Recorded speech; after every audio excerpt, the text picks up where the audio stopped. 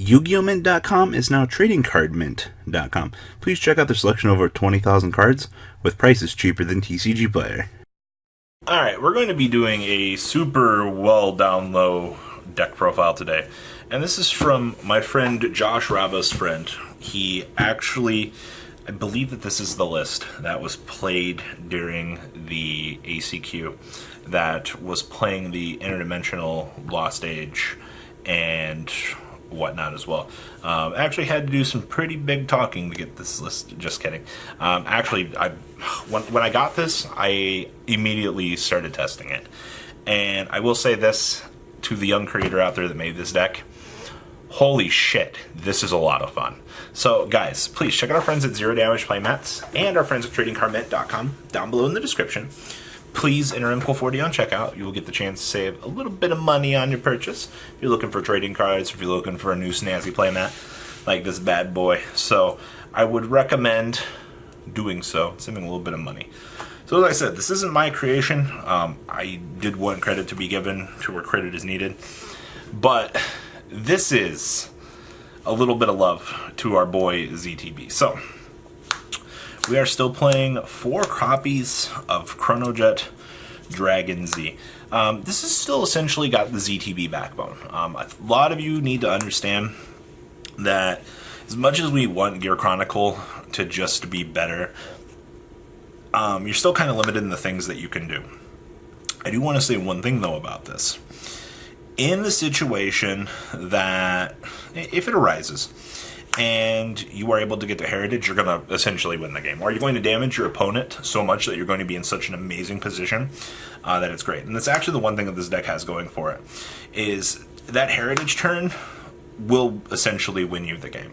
There's been literally one situation that I think we had on playtesting on camera, that the Heritage just, it either takes away enough advantage or you're just in such a good position. So yes, 4Z is pretty much mandatory. Now, we are playing 3 copies of Lost Legend. And I've noticed, so in a situation where you're going first, and you're like, alright, cool, I'll ride this guy, I'll get my marker, and then you're like, okay, cool, I want to go ahead and stride.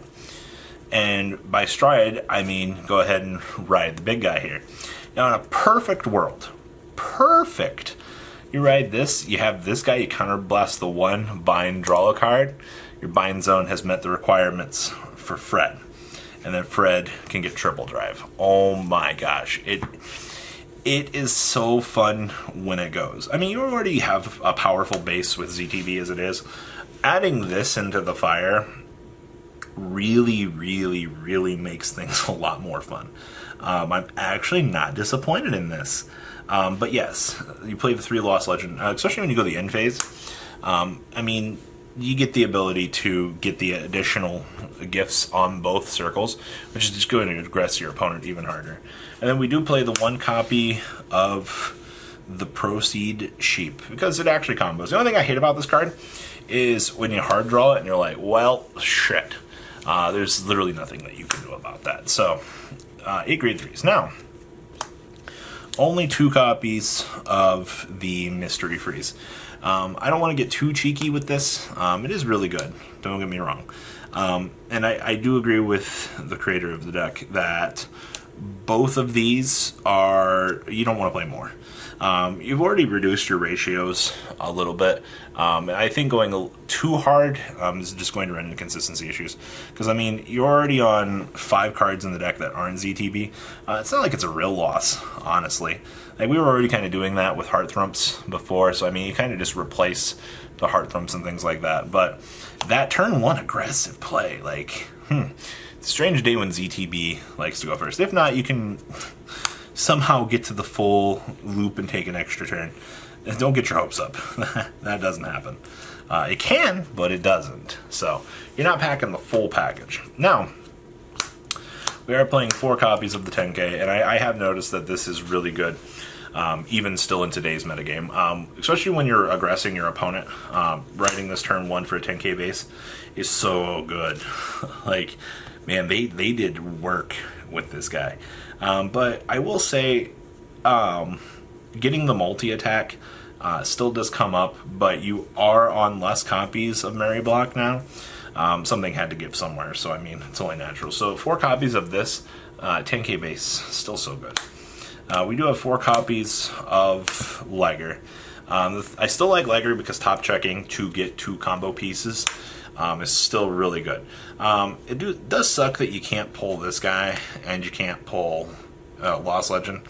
But I mean, everything else in the deck is essentially good to go, minus your triggers. So I mean, you reduce a little bit. It's unfortunate if it comes up that you don't get the ability to add. But I mean, that is as life is. So I'm not going to complain about it too much. I mean, it comes up, but not enough. And then we play 2 copies of the Unicorn. So the one thing about the Unicorn I still like, when you're going for the multi-attack aggression, it is really powerful. I actually thought this card was going to lose a little bit of its power in today's metagame. Nope, still as good as it's ever been. Like, especially if you've got what's-his-face up. You've got the Split Pegasus up, giving this the extra 2k going into the next turn. You have the Force Marker up. Like, enjoy your 2,300 columns, like, and you're aggressing your opponent. Like, so good. Thanks, Grade 2 game. You actually never made me happier. Alright, we are playing 4 copies of Arca. And so I went to the Counter Charger for a little while before I went to this build. Net deck didn't start playing it. It has not come up yet that you need the ZTB to discard for this. I do think that this is really good for the GB2 recursion if the game goes that long. Outside of that, this is still perfectly fine. Like, you have no confliction of issue whatsoever with this. I mean, outside of that, it's recurable. It's all we really care about. We do play 3 copies of Transit. I think a lot of people are going to disagree with this, and I can understand why.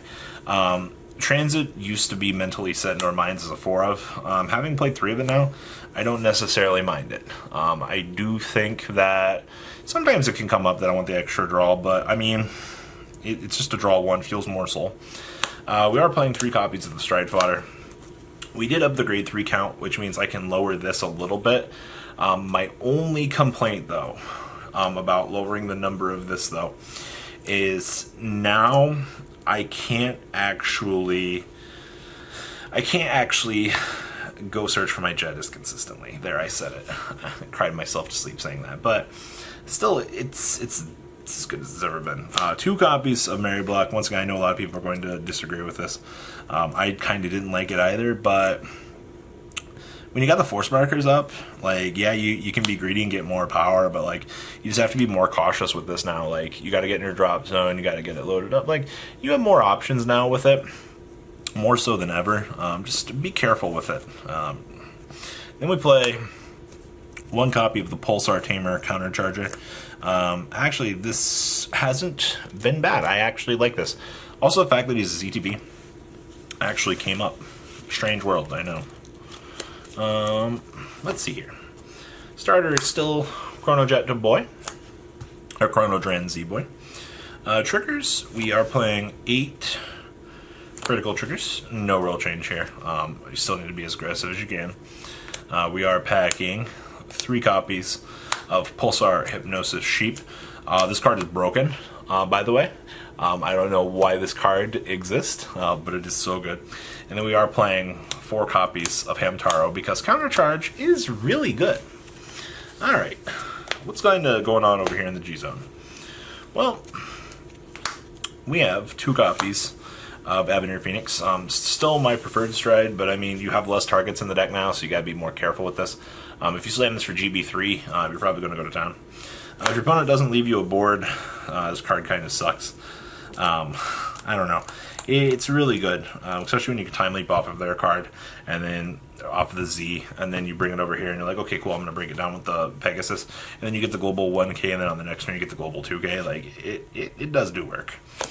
2 copies of Mr. Restander, 1 copy of Alternate Strike Condition, 1 copy of Win the Game.